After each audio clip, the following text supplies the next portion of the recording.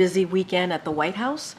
The president spent hours in the Situation Room closely monitoring the latest developments in the Middle East with his national security team.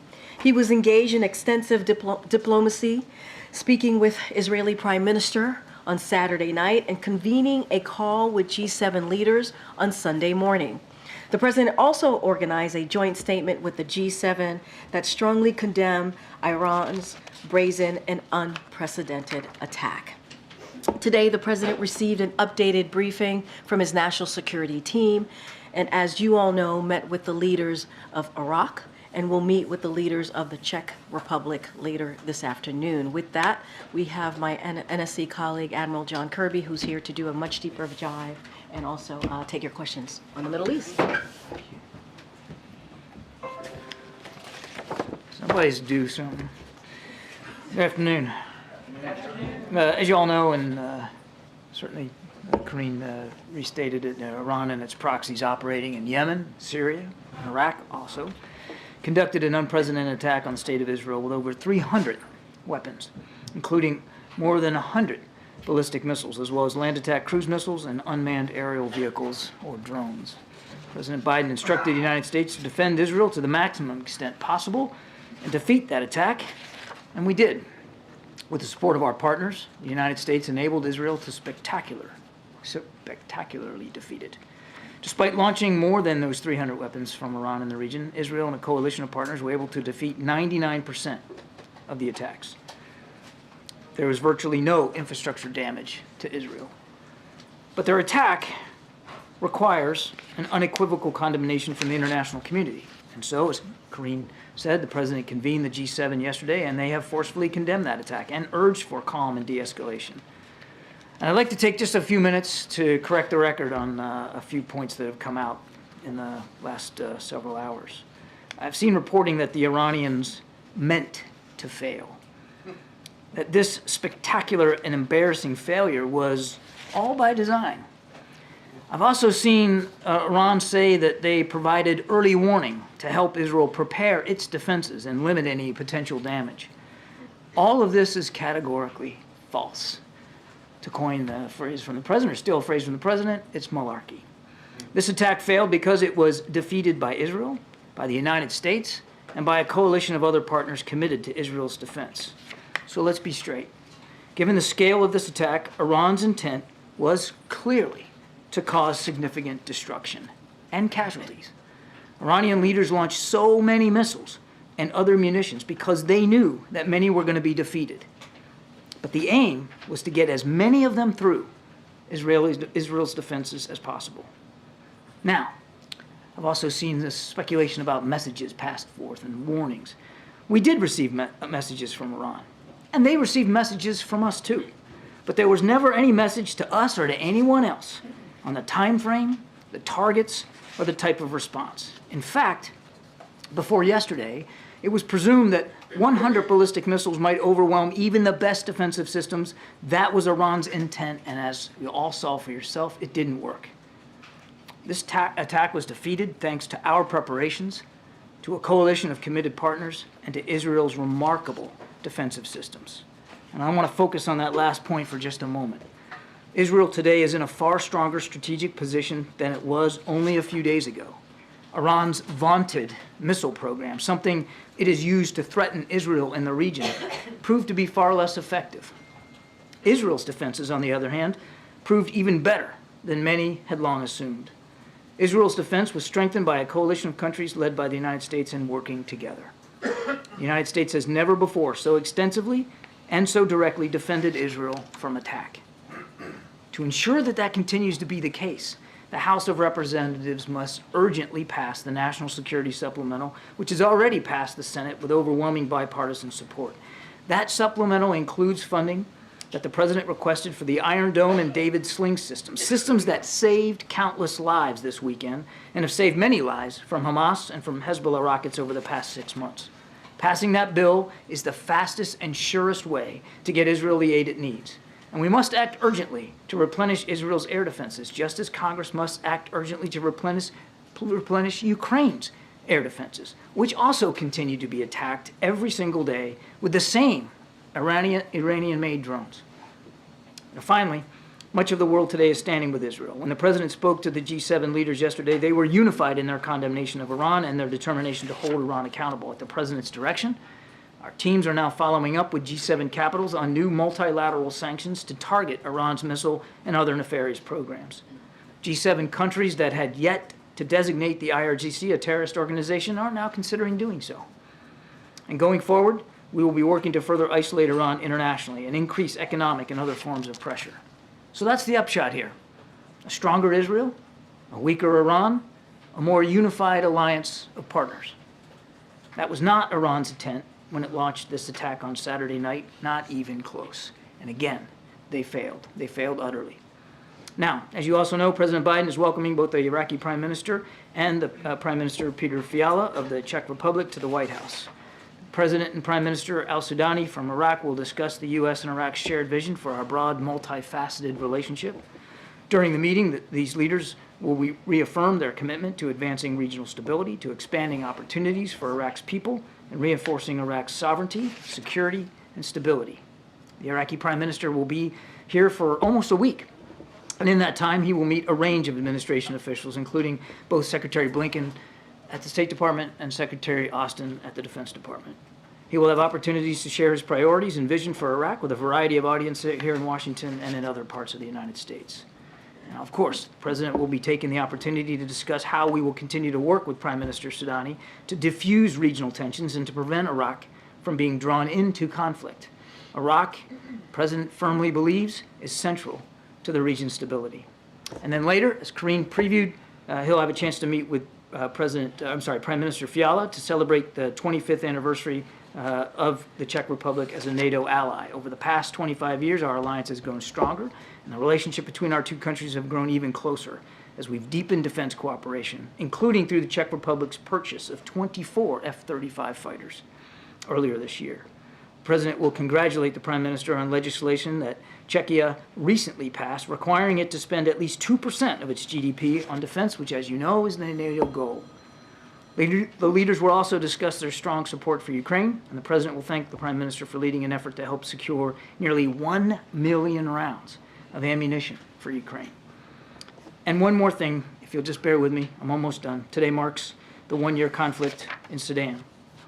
Since fighting erupted a year ago, civilians have been forced to bear the brunt of this senseless conflict. Thousands have been killed and wounded. Women and girls have been kidnapped and assaulted. Hundreds of thousands of families have been displaced.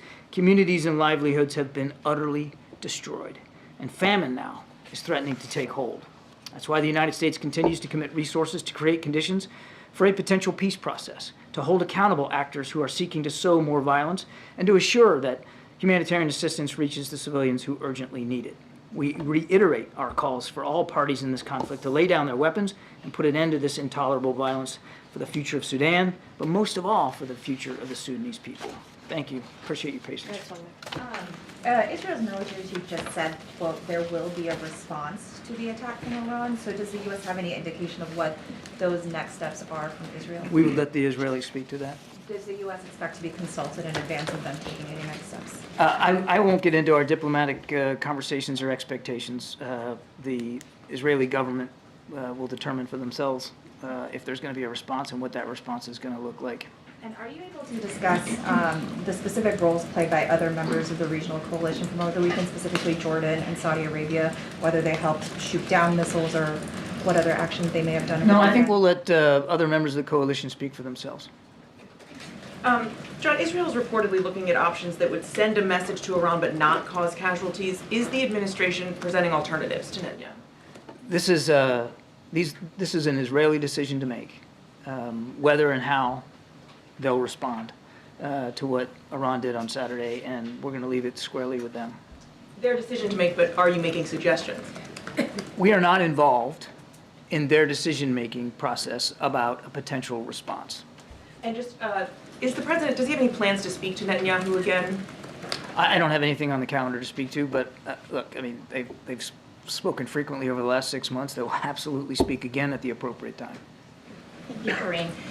John, just one day before the attack, President Biden issued a warning to Iran, don't, and now the U.S. is not taking any part in an Israeli reprisal. So does that signal to Iran that it can defy the U.S.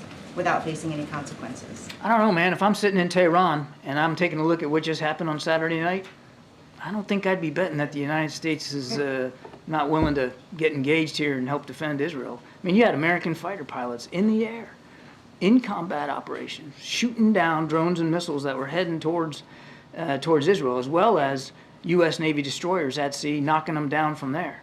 So the message should be very clear to anybody. When the president says we're going to take our commitments to the region seriously, when we're going to help Israel defend itself, we got skin in the game and we proved that. I understand what you're saying about deterrence, but what about consequences? As I just said, and Karine also led in, he had a conversation with G7 leaders. He'll be engaging with other allies and partners.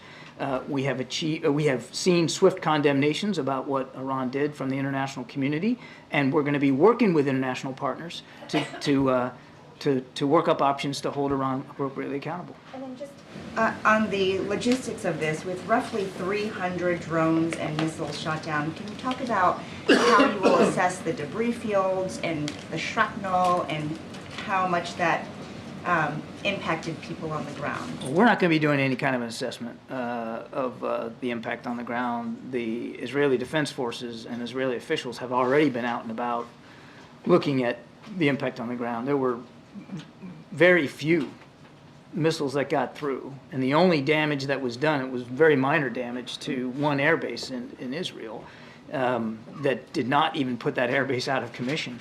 The Israelis have already spoken to this. I believe they've already released imagery of some of the things they found on the ground. Sadly, a young girl, an innocent civilian, less than 10 years old, was severely wounded. That was the only casualty that we're aware of. Thank you, John. Thank you. John, a couple of questions on Iran and then on Iraq on the Prime Minister visit. You just said that the White House were not informed of the timing of the Iranian attack on Israel. But the President told us that the attack is going to be sooner than later, and almost a day after the attack happened. So just can you explain this one? I never said we didn't have an idea. I never said we didn't have information that we could act on and speak to our Israeli counterparts about. What I said was, Iran never delivered a message giving us the time and the targets. No timing. I mean, I want to be clear. This whole narrative out there that Iran passed us a message with what they were going to do is ridiculous. Do you believe that Iranian nuclear sites is a legitimate target? I'm not going to get into targeting discussions here from the podium. Let me ask you about the Prime Minister. Is the White House satisfied with the way that the Iraqi government is reining in the militias in Iraq, considering they are one of the proxies of the Iranian regime? We're gonna have an in-depth discussion with the Prime Minister and his team about the continued activities of militia groups in Iraq, and we'll reinforce our views about how seriously we take the force protection of our troops and our facilities there, and we'll also I fully expect that we'll talk with the Prime Minister about the counter-ISIS mission in Iraq and its potential future. And finally, just when he said in the spirit of partnership, we disagree with the United States, and he mentioned something like we need a new system for international law, to respect international law, international humanitarian law, protection of civilians, and diplomatic missions. So he's hinting at the Israeli attack in Damascus. He's also hinting about not doing enough to respect international law. Is this a point of disagreement between you and the Iraqi government? You'll have to talk to the Prime Minister about what he meant by those comments. Iraq is a key partner, one we really value. We wouldn't be having this meeting today. He wouldn't be having meetings this week if it wasn't an important relationship. As I said, the President believes that Iraq is critical to regional stability. Thanks, Karine. Thanks, Admiral. You said just now that Iran's attack was a spectacular and embarrassing failure. Does the President believe that Israel should now take this as a win and show restraint? I know where the context of the question's coming in. During his conversation with the Prime Minister on Saturday night, first of all, he congratulated the Prime Minister for the exceptional effort by the Israeli Defense Forces and, of course, commended, as you would expect the Commander-in-Chief to do, the participation of U.S. forces in this coalition and the great work that was done. I mean, it's easy. I was looking at some of the video before I came out here that's running on some of your networks, and it's easy to look at that like it's some kind of a computer game, right? It looks so simple. things getting knocked out of the sky. Let me tell you something, it's not simple. It's hard. And a lot of planning and preparation had to go into that, a lot of coordination. And the president talked to the prime minister about that. He also noted that this was an extraordinary success, a military success, and that success alone, just for itself, speaks volumes about Israel standing in the region, that they don't stand alone, that a coalition came to help them defend themselves. It also says a lot about Israel's military superiority, and it says just as much about Iran's military inferiority when it came to this particular set of attacks. And the president urged the prime minister to think about what that success says all by itself to the rest of the region. In terms of thinking about, but think about restraint, about, that maybe this should not go further, that further. All I'll say is the president, from the beginning of this conflict on October 7th, has been steadfast and consistent. We don't want to see a war with Iran. We don't want to see a broader regional conflict. We will do what we have to do to defend Israel. Does this administration believe Israel will indeed strike Iran? I mean, is it your assessment that that is inevitable at this point? That's going to be up to the prime minister and the war cabinet to speak to. But your assessment of the administration? I'm not going to provide intelligence assessments from here. So as far as I know, the war cabinet is still debating and talking about their next steps. I think I'm going to let them speak to whatever their next steps might be. And if I may also ask one question on Gaza, what is the administration's assessment of the timeline for a Rafah invasion, given the conversations I know you all have been having? Again, you're asking me a question that really should be asked to the Israeli Defense Forces and the Prime Minister, not to the United States. Conversations. I just want to get a sense of, are these like ongoing conversations still? Yes, of course we're talking to the Israelis all the time. Now, obviously, in the last 48 hours, particularly, the conversation has been about what Iran did. But yes, we have continued to talk to them about what's going on down in Rafah. And we hope in coming days to be able to have yet another round of discussions with them about what their intentions are with respect to Rafah. But the focus rightly right now is on what Iran just did. On the U.S. military, given whatever the White House and President Biden know about what's going to happen next in the Middle East, are there any fresh U.S. military preparations? Fresh military preparations for Whatever. Wide open. Yes, I mean, we're always looking at force protection in the region. We're always looking at our force posture. We're always evaluating it based on the threats and the challenges. You can expect that Secretary Austin and the entire team over there at the Department of Defense is going to stay vigilant to whatever the threat might be. Thanks. You said a moment ago that it's ridiculous, this narrative that Iran provided some advance notice about specifics here, but where we're hearing that from, specifically is U.S. ally Turkey, U.S. partner Iraq. That's where that information is coming from. So what is the discrepancy exactly that's happening there? I can't possibly answer that question, Trevor. All I'm telling you is it's nonsense. I mean, think about this for a minute. Can you imagine a world in which Iran would pick up the phone and say, hey, we're about to try to schwack Israel with 300 cruise missiles and drones. We just wanted to let you know it's coming. And oh, by the way, here's what we're going to hit. I'm sorry. It just didn't happen. I can't account for what sources might be telling y'all about what they heard. I'm telling you what we heard. And while we did get a message from Iran, and we passed messages to Iran as well, which I won't get into the details of, none of it was, here's the targets, here's the time frame, here's the munitions we're going to put on target. And on that subject of communications with Iran generally, you've said without preconditions you're willing to sit down with North Korea. Does the same apply to Iran and to reopening some diplomatic discussions with No. them? No. And do you want to elaborate on No. why that is? Okay. As far as sanctions in response to Iran, Iranian oil production is now higher than it was 2 years ago. Is there a reason that you aren't taking more steps against Iranian oil exports, and does it have to do with domestic political pressures around gas prices? I don't have any, as you know, we don't preview sanctions, and I'm not going to start doing that today, except to note what I said in my opening statement, that part of the discussion with the G7 leaders was the possibility of additional sanctions on Iran, unilaterally and hopefully multilaterally, but we'll see where that goes. And anything on where the oil prices or oil exports are coming from Iran, and whether you want to stop that? Again, I won't get ahead of economic pressure tools that we might be applying in the future. We're working our way through that. A U.S. official told CNN over the weekend that the Defense Secretary Lloyd Austin asked his Israeli counterpart to notify the U.S. ahead of any potential response to the Iran attack. Is there confidence that Israel will provide that advance notification to the U.S.? I'll just tell you that we are and will remain in very close contact with our Israeli counterparts. So do you expect to get an advance notification? We will stay in close contact with our Israeli counterparts. On the hostage talks, Hamas rejected the latest proposal. The U.S. has said that Hamas has rejected the deal. But do you think Israel needs to allow Gazans to return home unrestricted, and should the IDF pull back so they can do that? First of all, we don't consider it a dead letter. As far as we're concerned, there's a viable proposal on the table, and Hamas ought to take it. And we're not letting up on the idea of negotiating for a hostage deal so we can get a ceasefire, so we can get more aid in.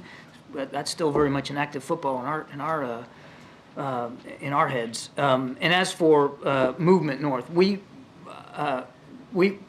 what we've talked to the Israelis about is you got 1.5 million people that are seeking refuge down in Rafah. It's by far the largest concentration of Palestinians in Gaza. They need to be accounted for. Whatever kind of military operation they're thinking about doing in Rafah or anywhere else, to your point about moving north, they have to provide safe venues for them to do that. They have to provide food, water, medicine, shelter. All that has to be baked into whatever future military operations happen on the ground in Gaza. That does sound, though, like you're saying that Israel should consider allowing Gazans to move up north, which has been a sticking point in those hostages. We want to see them account for the future safety and security of the more than 1 million refugees that are now taking refuge down near Rafah, with whatever baked into whatever military plans they might have for operations on the ground. On the ceasefire negotiations, a U.S. official said yesterday that the latest proposal included almost everything that Hamas had asked for. And so how is it that the negotiations aren't at a standstill at this point? Is the U.S. planning another counter proposal? I don't know of a new proposal. There is a very good proposal on the table that CIA Director Bill Burns helped negotiate in Cairo a week or so ago, that the Israelis were able to get behind. And now it's time for Hamas to step up and take that deal. It will allow for dozens of the hostages, the most at-risk pool of them, to get out, and it'll allow for about 6 weeks of a ceasefire so we can get some calm and we can increase humanitarian assistance. There's a deal on the table.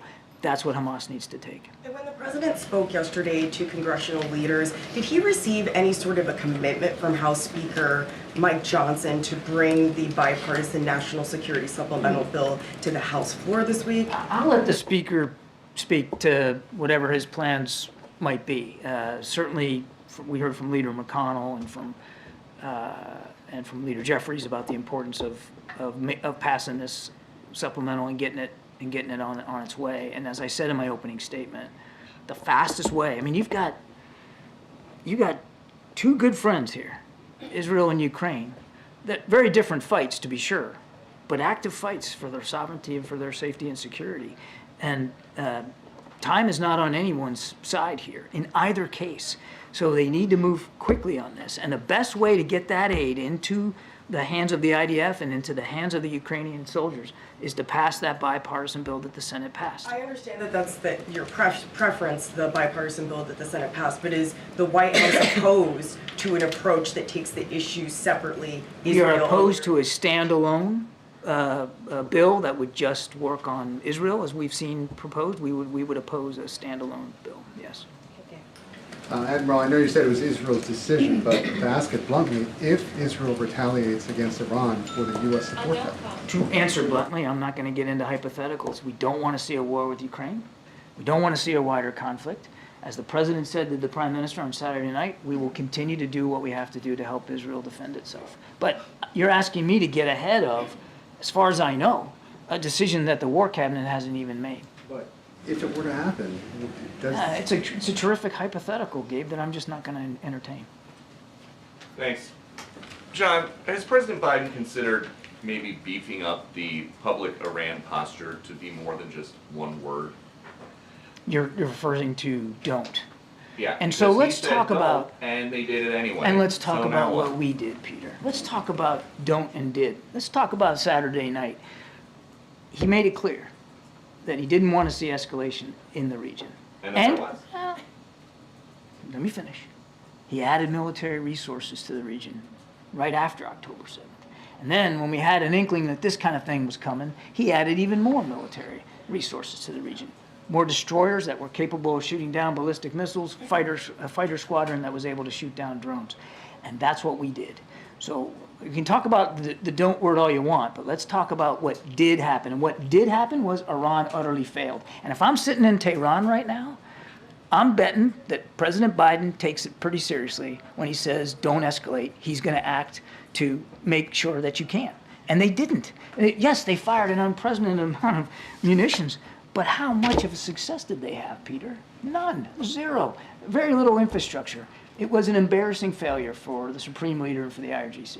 Now that we know that the Iranians do not listen to President Biden's public warnings, is there any regret here about unfreezing billions of dollars for Iranian leaders during the president's administration? What unfreezing are you talking about?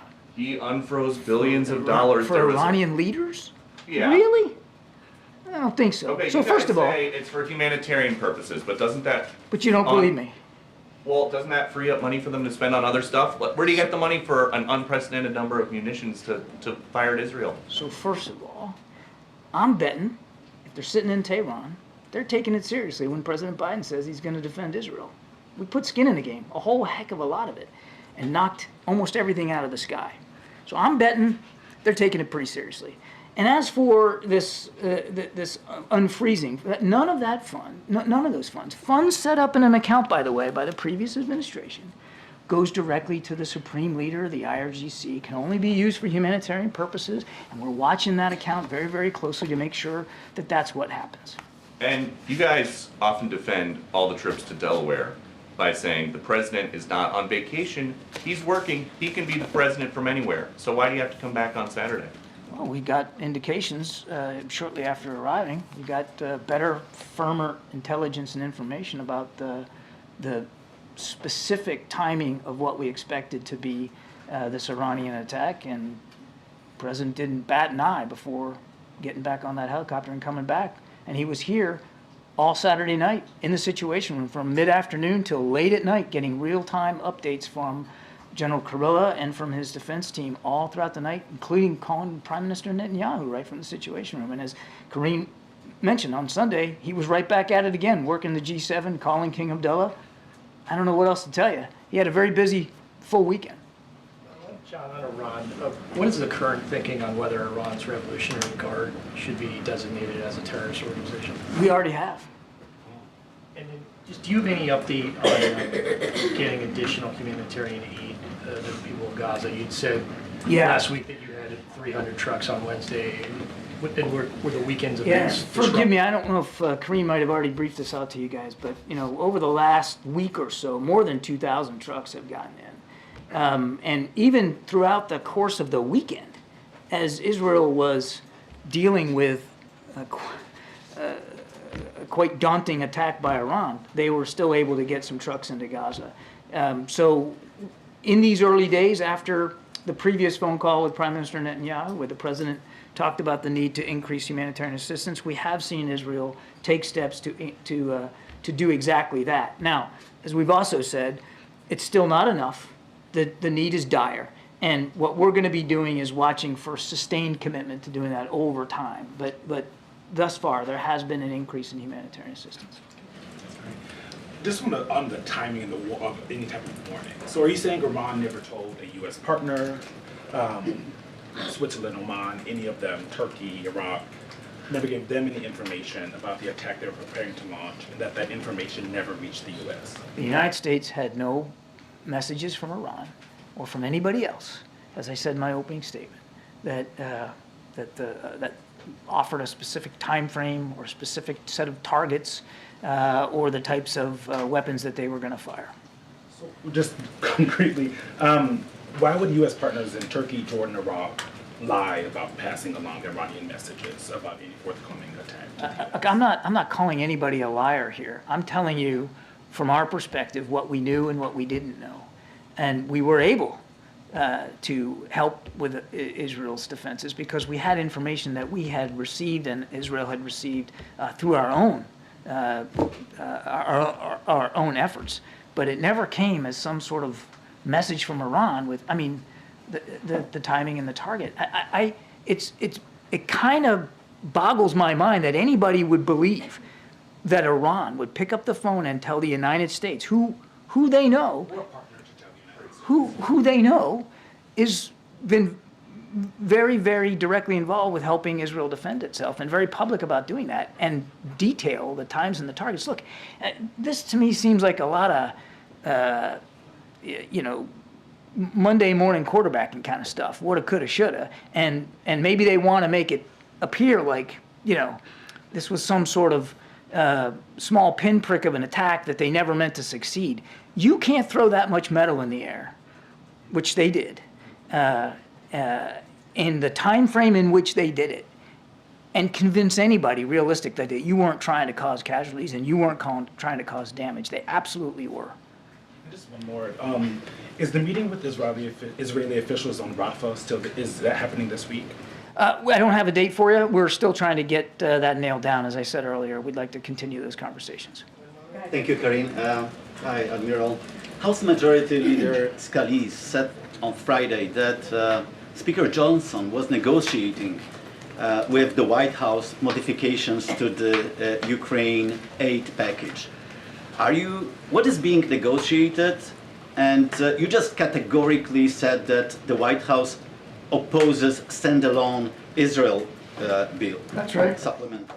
Are you also opposed to changes to the supplemental, for example, changing aid to a loan?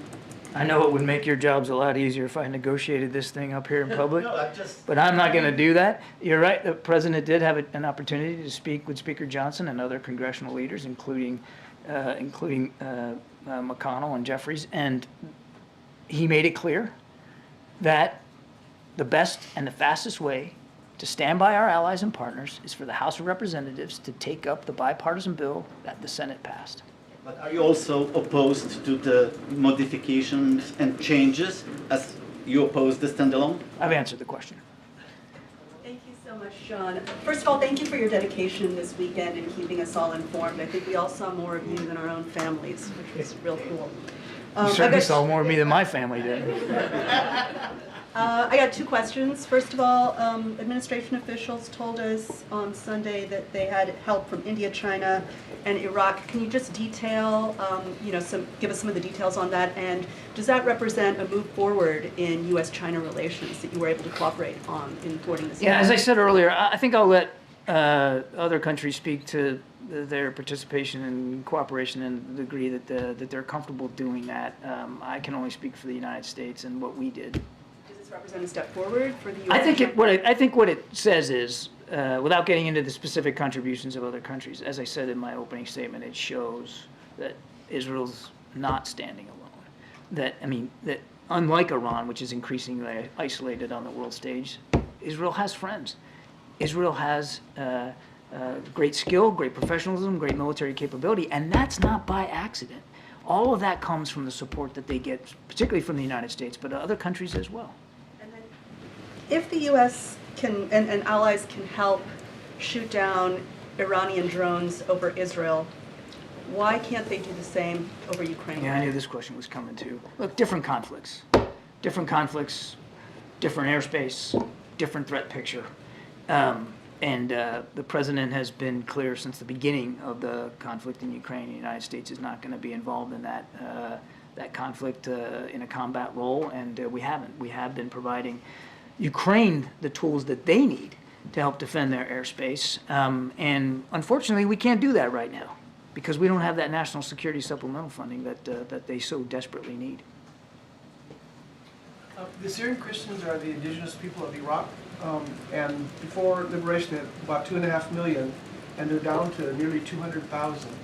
And just last month, the Iraqi Supreme Court removed all of their, we had 5 seats in the Kurdish parliament for many decades, and those were removed. Has that come up in any of the discussions? I'll take the question. Thank you, Karine, and thank you, John, for all you did over the weekend. I have 2 questions. First, You mentioned the shipping of aid to Gaza from Israel. Do we have a U.S. consular official at the border who is confirming that the aid actually gets there? I'm not aware of a consular presence at the border, but we're in, as I said, constant touch with our Israeli counterparts. You know, we also have David Satterfield, who is the president's special envoy for that exact purpose. And I mean, he's like Waldo. I mean, he's all over the place, constantly up and down. I mean, making sure that that stuff is getting in and keeping the president and the whole team fully informed. My other question is that given the recent developments with Iran, is the U.S. going to step up its contacts with the opposition to the current regime in Tehran? And I mean specifically exile groups in the United States, plus on the ground, the Baluchi, Azeri, the Kurds, and the Sunni, who are in opposition to the regime. I don't know of any such efforts in the wake of the attacks. All right, a couple more, way in the back. Thank you, John. Why is the U.S. not going to participate in a counteroffensive? Again, I think I've answered this question. The president had a good chat with the prime minister. We talked about the incredible success that we and they achieved on Saturday night, and the message that success sends not only to the region but also to Iran as well. And as I've also said, and as the president has certainly said, we're not looking for a war with Iran. We're not looking to broaden and deepen this conflict in the region. How exactly is he trying to de-escalate this situation? Everything the president's been doing since the 7th of October has been designed to try to de-escalate and to try to keep the conflict from widening and deepening. And that includes the moves that he made in the last 10, 12 days to add resources to the region so that we could help Israel better defend itself. And my goodness, it all paid off. I mean, instead of having 100 ballistic missiles land inside of Israel and cause untold damage to infrastructure and to human lives, none of that occurred. And the reason none of it occurred was because the president was ahead of the problem set. Brian. Thanks, Karine. John, just a couple of follow-ups. The coalition that put together limiting Iran's development of nuclear weapons, is that still solid in face of what's going on? As the president has said, we'd love nothing better than to be able to solve Iranian nuclear weapons progress through diplomacy. Unfortunately, that's not an option right now because the Iranians, well before any of this, just weren't negotiating in good faith. None of the diplomatic efforts were paying off. And so that effort kind of fell moribund as we look for other ways to increase pressure on Iran. The president has also said that while he would prefer to deal with this threat diplomatically, he also will make sure that he's got options and choices available to him to ensure that Iran never achieves a nuclear weapons capability. But the countries that were backing that coalition still a member? They're all China, Russia? I mean, you're talking about a process that's just moribund right now, Brian. I mean, The other follow-up, the container ship. There have been rumors. Is there the container ship that was seized by Iran, was there anything of a sensitive nature on it? Do we know what was on it? I think I'd refer you to the Pentagon on that. I don't have an update on the cargo. I want to thank you for using the word schwack and of course, where's Waldo? I'm going to hear about that one from my wife. But at the end, you understand the reason why the question about advanced knowledge, because the president did come back early, and I think you spoke I didn't to it. say, I never said we didn't have an advanced sense of what I said was, we didn't get that sense from the Iranians sending us a telegram. Right. But as Peter asked, I believe, we were told, not specifics, but that something was going to occur. No. It's not about being told. I think you all understand. We have lots of tools and vehicles through intelligence and other information methods to glean a picture of what an adversary may or may not do. Now, sometimes it's right. Sometimes it's not 100% right. We had a good sense of what Iran was planning to do, and we achieved that level of situational awareness on our own and working with our Israeli counterparts. The notion, the idea that Iran sent us an email or picked up the phone and told us what they were planning to do is just ludicrous. It didn't happen. I don't know how else to be more clear about it. Thank you, John, and happy tax day. Two for you here. reporting that. She's right. Is that right? Yeah, right. Okay.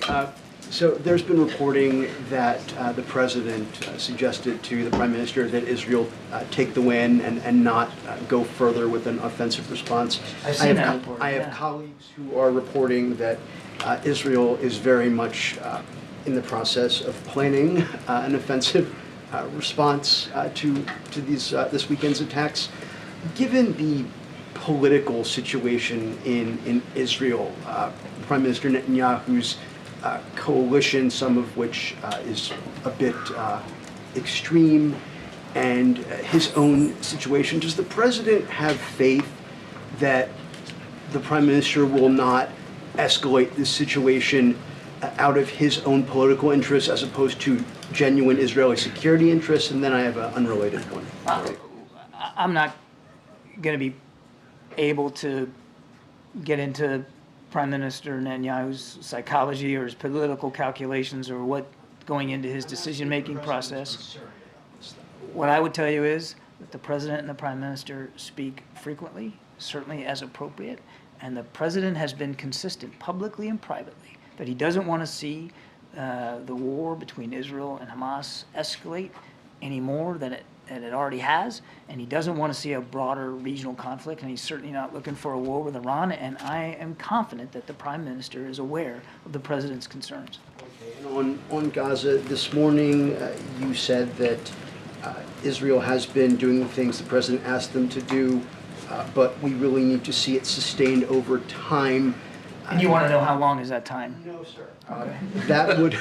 That would imply that you didn't want to call it an ultimatum, but the conditions that the president laid out in his prior phone call with the prime minister that about the aid workers, the conditions on the ground for humanitarian workers and aid getting into Gaza, that needed to change, or there could be changes in U.S. policy towards Gaza.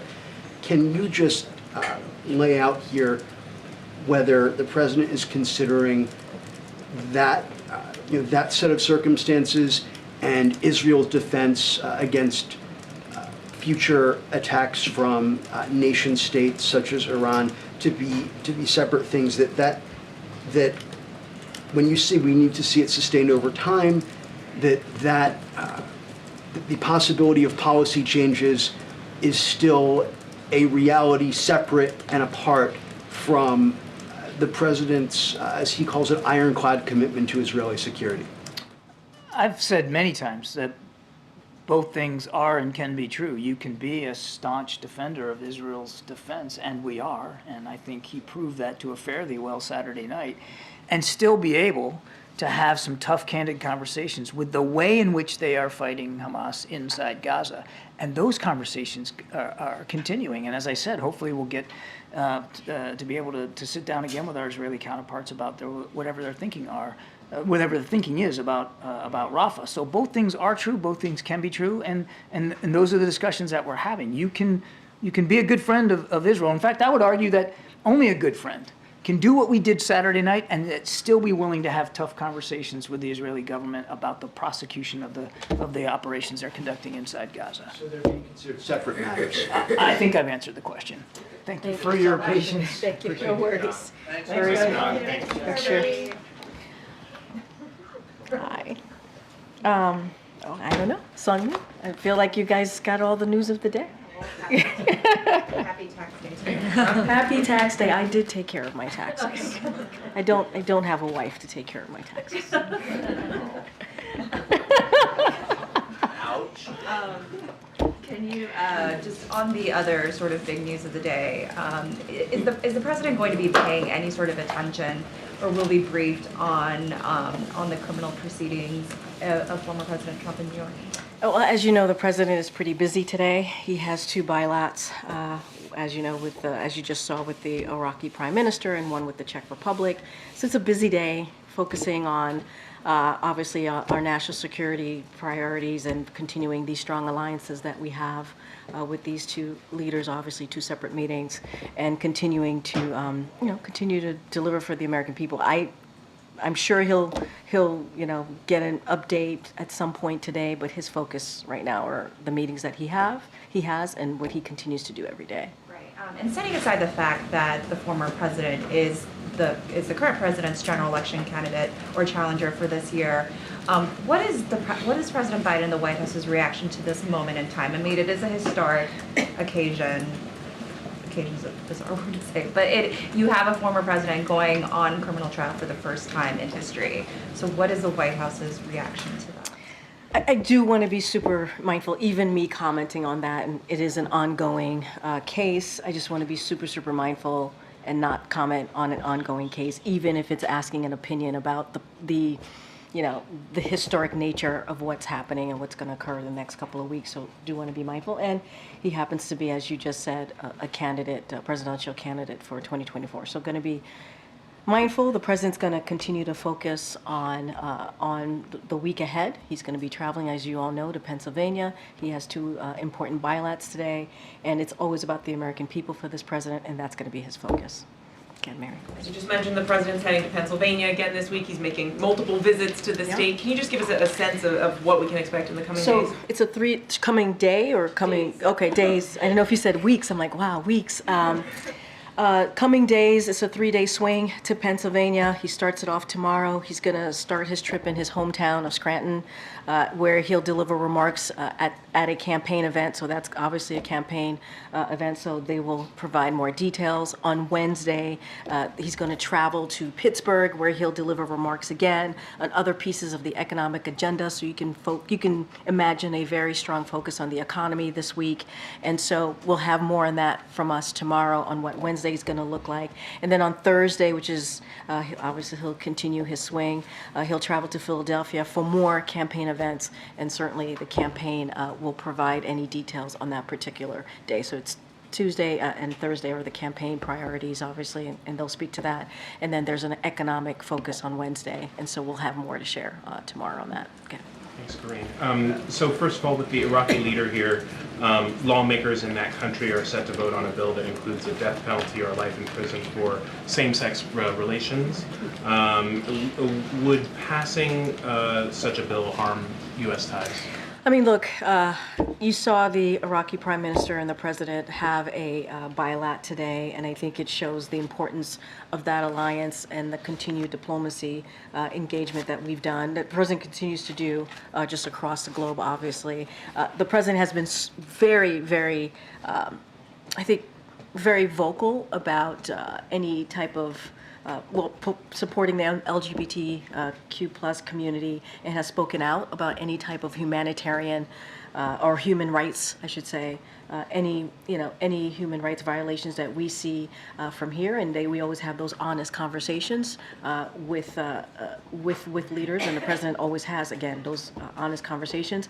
I'm not going to get ahead of what's happening currently in Iraq, but we've been pretty clear about making sure that any human rights violations, or if we see anything that is that we think we need to speak to, we do. But I'm just going to be. Look, the president always raises human rights issues if it warrants with a leader. I'm going to be really mindful. We'll have a readout, obviously, of these two bilats. I can't say for sure that that's going to come up, but the president has never backed down from having these types of frank, honest conversation and where he stands, and we know where he stands with that community, with the LGBTQ plus community. And then one other topic: Tesla is laying off more than 10% of its global workforce, falling sales, and intensing price war for EVs. Does the ongoing turmoil in the EV market and the very slow consumer transition away from internal combustion engine vehicles make you doubt your full-throated commitment to this space? So look, and I think I've talked about this before.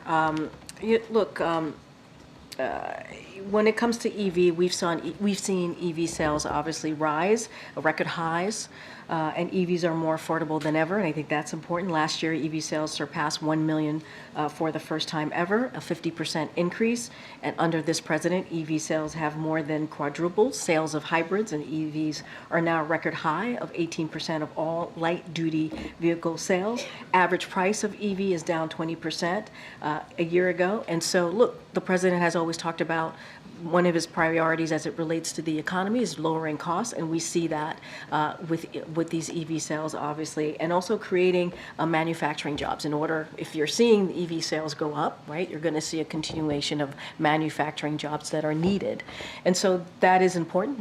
We believe it's going to create jobs. I can't speak to Tesla's decision; they are a private, obviously private company, but we believe what we're trying to do, what we've been trying to do in the last couple of years, whether it's manufacturing, whether it's dealing with the climate crisis by making sure EVs are available and creating EVs, more EVs, and lowering those costs, is working. And so that's what's going to be the president's priority. House Speaker Mike Johnson has said that he'll move forward with a vote on additional Israel aid. If Congress were to pass additional aid for Israel and only that, will President Biden reject it? So we've been very clear, my colleagues from here just moments ago, that we will not accept a standalone.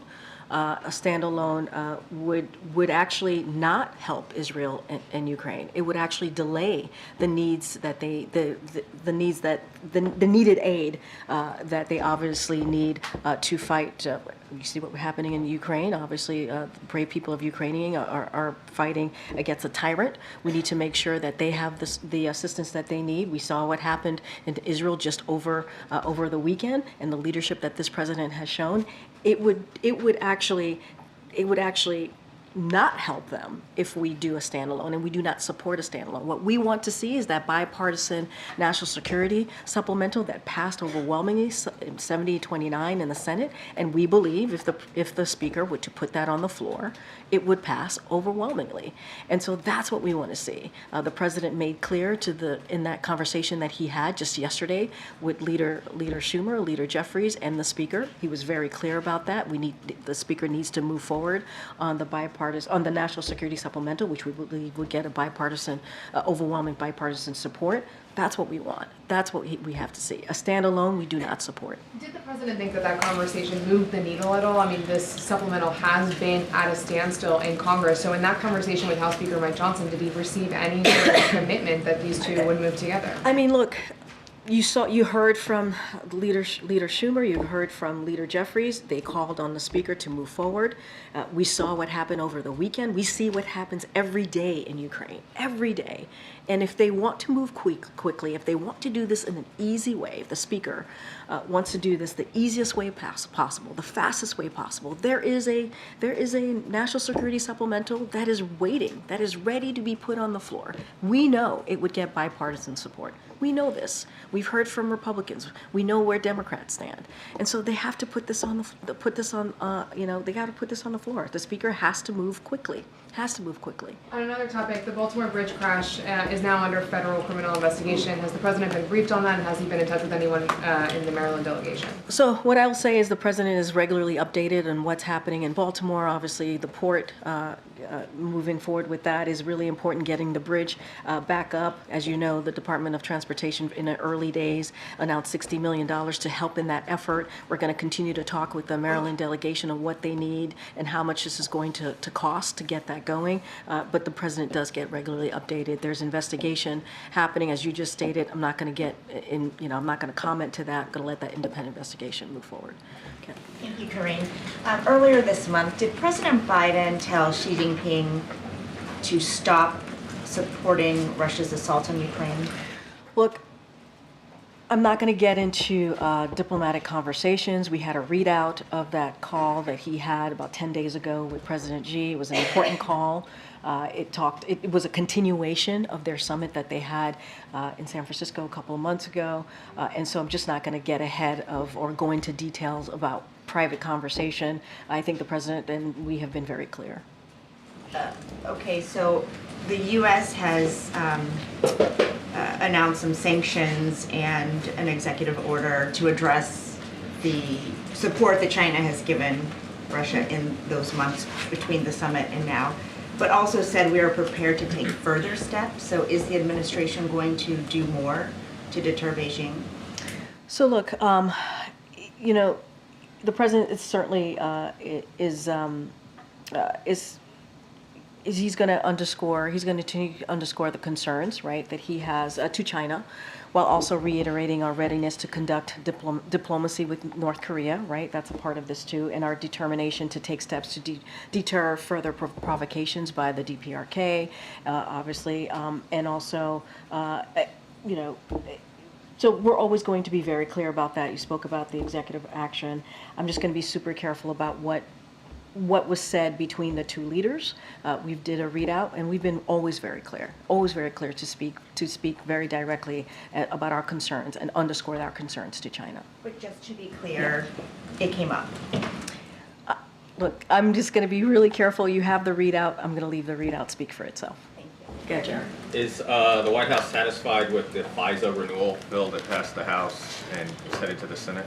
Look, I think it's important that it moved out of the House and now it's going to go to the Senate. And we've talked about that. There was a deadline, as you know, and we got to get going with the FISA. It's really important to get that done. Some of the changes that the White House is okay with, that the reforms. Look, we are. I think we're satisfied that it is moving. It's going to go to the Senate. We'll see what happens there. But it is. You've heard from us. You heard from even National Security Advisor Jake Sullivan, who talked about that the last time he was at the podium. It's important to our national security that we move forward with FISA. Now it's in the Senate. Yeah, thanks, Karine. We're not about gas prices. They've been going up over the last month, 20 cents a gallon. Is the president considering any new actions, like releasing more oil from the Strategic Petroleum Reserve? So I don't have any new actions to read out. I will note that gas prices remain well below their peak back in 2022. I think that's important. And the average gas price right now is cheaper than this time last year. And that's because of what this president has been doing over the last 3 years, including the SPR.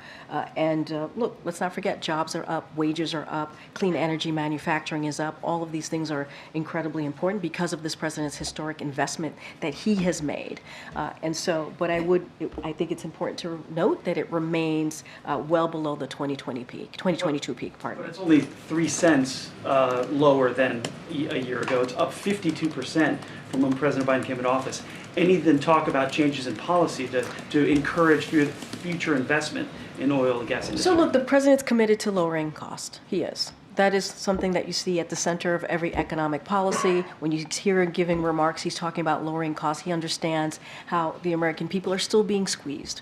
And so the reason that it remains below 2022, the gas prices, as you're asking me, is because of the historic investment that this president has made. So of course, we're going to continue to monitor and do everything that we can to answer those questions by the American people. What else can we do to lower cost? But it is important that it is cheaper. It is cheaper to get gas than it was a year ago, and that's because of what this president has been doing, because of the historic investment that he's taken. Thanks, Karine. Is there follow-up on that? Is there any indication that when the president asked for the richest Americans to pay their fair share, that inflation and the rise in gas prices are linked to that request? Say that one more time. Do you think that the rise in prices of gas and inflation, which is still rising, is linked to the president's request that the richest Americans pay their fair share? Look, here's what I will say. The way we see the economy is very different than the way Republicans see the economy, and how we make sure we have an economy that works for all. Making sure that the wealthiest among us, the billionaires and corporations, pay their fair share, we believe is the way to go here, not putting that burden on everyday Americans. That's an economic policy that we believe in, and a policy that builds the economy from the bottom up, middle out, not trickle down. And so we're going to continue to lower costs, and we're going to ask those billionaires and corporations to actually pay their fair share. That's something Americans want to see. That's something Americans want to see. As it relates to inflation, we look at a trend here, and we have seen inflation moderate over the past several months. And that's important as well to note. But look, we see it very differently. We want to make sure we're protecting Social Security, Medicare, Medicaid, lowering costs. Republicans don't want to protect that. And they want to give billionaires and corporations a tax break. That's not how we see this. Yeah, sure. Earlier there was reports that the administration, or at least the Department of Justice, and they haven't commented on it, may have reached accords or are reaching out to Julian Assange for a plea deal.